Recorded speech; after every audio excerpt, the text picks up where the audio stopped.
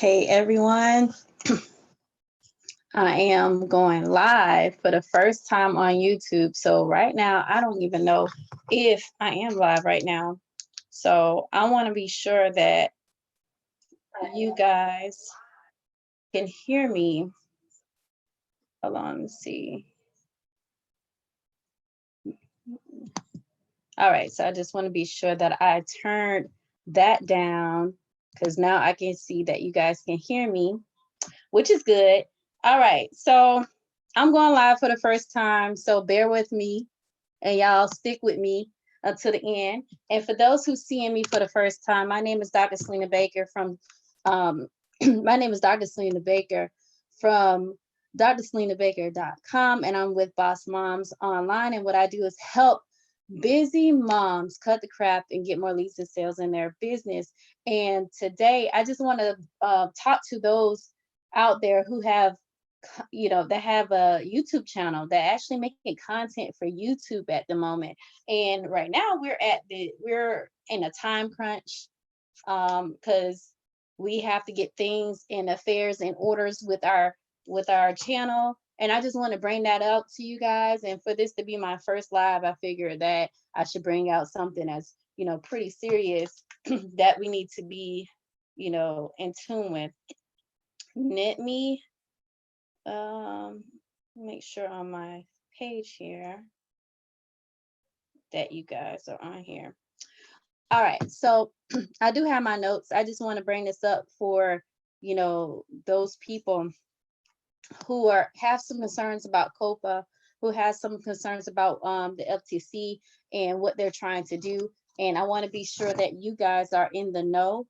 Also, I want to be sure that I share my screen when I have a chance to share my screen, but I want to show you what to do, how you can change the settings on your channel, because this is something that we all have to do, and we have to do it in a timely manner and make sure that that our videos are pretty much categorized correctly. And if we don't have them categorized correctly, we can get fined. Hear this: $42,000, and that's per video, guys. That is not overall like in violation of your channel. No, it's per video. So you can have 20 videos on your channel that is categorized wrong, and now you owe a whopping $1 million. Okay, let's avoid that. Okay, guys. So we have a deadline here. We got to get this done before the end of this year. And every YouTube right now has to identify whether their channel is appealing to children. And why is this important? Because of COPPA. There's a COPPA law that was put into place in 1998 or so. And what they were trying to do is protect children's privacy. And what COPPA stands for is for Children's Online Privacy Protection Act. So what they were trying to do is protect people's privacy that are under age of 13. Okay, and in that law, they're saying any digital entities are restricted from collecting personal data or information without parental consent. So if you don't have parental consent, you cannot have personal information. And this is the big thing that YouTube had an issue with, because there was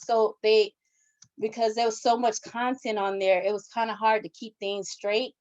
And the FTC actually put a fine, and it made YouTube pay $170 million, guys, in fines because of the information that was put out there. So now they're putting it on us. They're putting this on us to be the person to categorize whether your content is made for kids or not. And it's simple to do. It's something that we can easily do. And I'm going to show you real quick by showing my screen on how you can do this. And when you set your content, you have to just be mindful. Are you a content creator that makes content for kids, or are you making content for adults? I know for me, I don't have to worry about that too much as far as like, making content for kids or not, because my content is not directed towards kids. I'm talking to moms, and I'm talking about not teenage moms. I'm talking to moms that are like zennials and millennials and stuff like that. So I don't have that issue, but there's people who are going through this right now that have an issue. So I want to be sure that we all know what to do. So let me go and share my screen real quick and show you where to go to change the settings, because when you change the setting, it's going to change the setting for your current videos already on your channel, and then it's also going to change it for every video that comes up. Now and I highly suggest you do this, especially if you have content that's like mostly for a particular audience or whatnot. So on here, we have to go to YouTube Studios. And once you go to YouTube Studios, you go to settings, and then you go to your channel, and then you go to advanced settings. And then when you get to advanced settings, it has here, do you want to set your channel as made for kids? The question would be, yes, this channel is made for kids. I always upload content made for kids. Or no, this channel is not made for kids. I never upload content made for kids. Or you could pick this one where you want to view the settings for every video. Now, if you have a channel where that majority of your content is for adults, then please just pick the one that's just for, content that's made for just adults, no kids or whatever, because you don't want to put that extra work on you.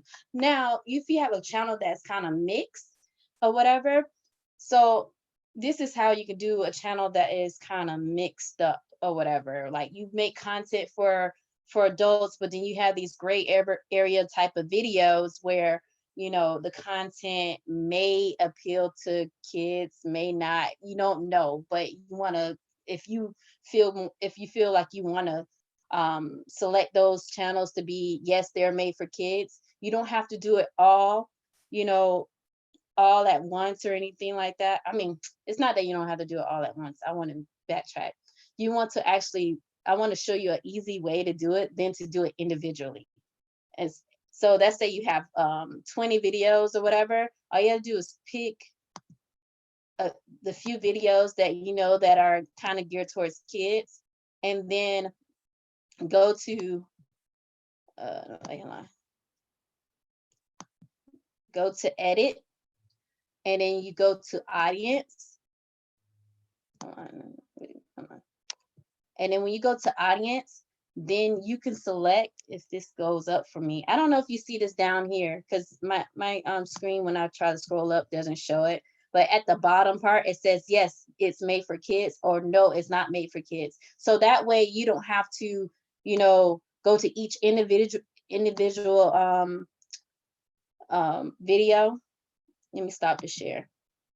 You don't have to go to each individual video trying to select the ones that are made for kids or anything like that. This is a way to save yourself time, because I know that there's a lot of video creators that's out there. They got thousands of videos, and they have to actually set each one correctly, so they don't end up with these fines, these ridiculous fines that the FTC want to actually impose on us or whatnot.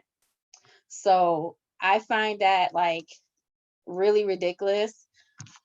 However, we have to pretty much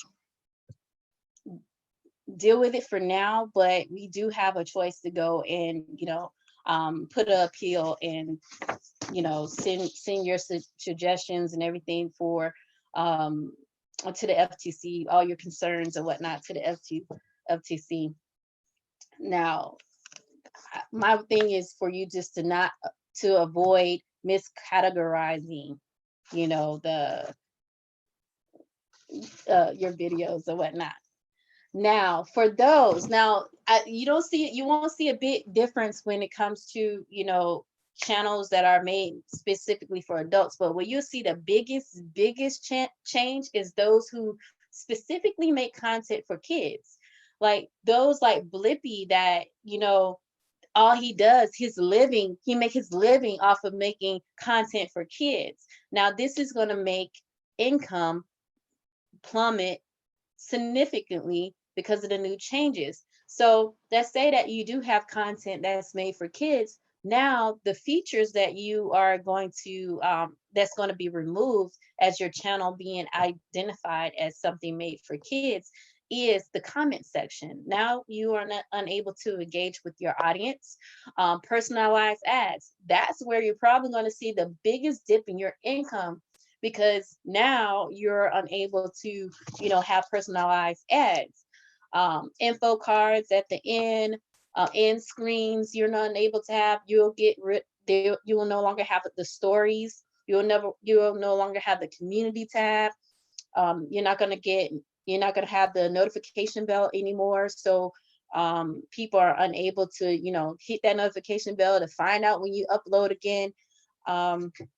You're the what else will be removed is the ability of your viewers to save your videos, to watch them later, to save them to a list. They're not going to be able to do any of those things. And all these, pretty much the reason why they're all moved, because all these go under the collection of personal data, which they are not unable to do. So this is reason why that they're getting rid of these very important, features that really, help creators create, because this is what they do. They create videos and, make a living off of this or whatnot.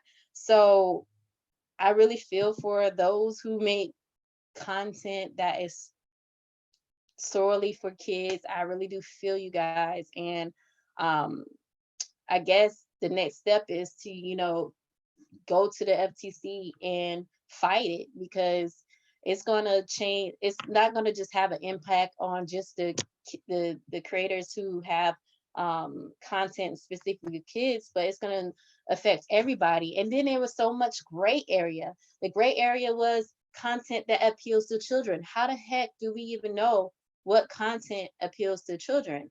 I mean, somebody who has content that like, let's say a marketer who has content for, adults, but that's talking about how to get more likes and get more followers on Instagram, or I don't know, Snapchat. That's what they're into now. The kids are into Snapchat or whatever, or TikTok, if that's the thing. You know what I'm saying? If they have like content like that, where they're saying how to get more, followers on, Snapchat and stuff like that, that may appeal to kids, but it wasn't meant for them. It was meant for, their audience, which was, adults.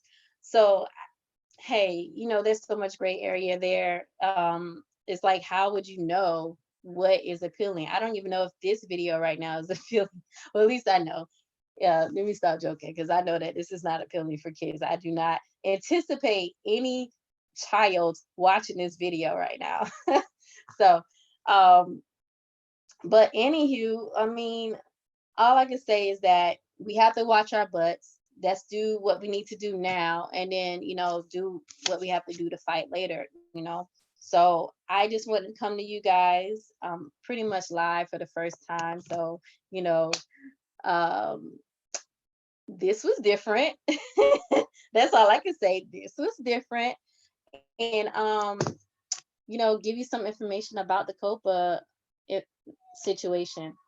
So hopefully this helped. If you find this helpful, be sure to, like, don't forget to subscribe to this channel, guys, and hit that notification bell. And, let me know what else have you found out in the YouTube world that's regarding this COPPA FTC incident that I may have missed, that, I could go back over and just, talk to you, bring that information out there to everybody else as well. So, but if you find this helpful, go ahead and let me know in the comments. Give me a thumbs up, and I will see you guys next week on my next upload where whatever I'm going to talk about next week, which I'm probably going to talk about more, engagement tips for your Facebook channel, but we'll see. But see you next week. Bye for now.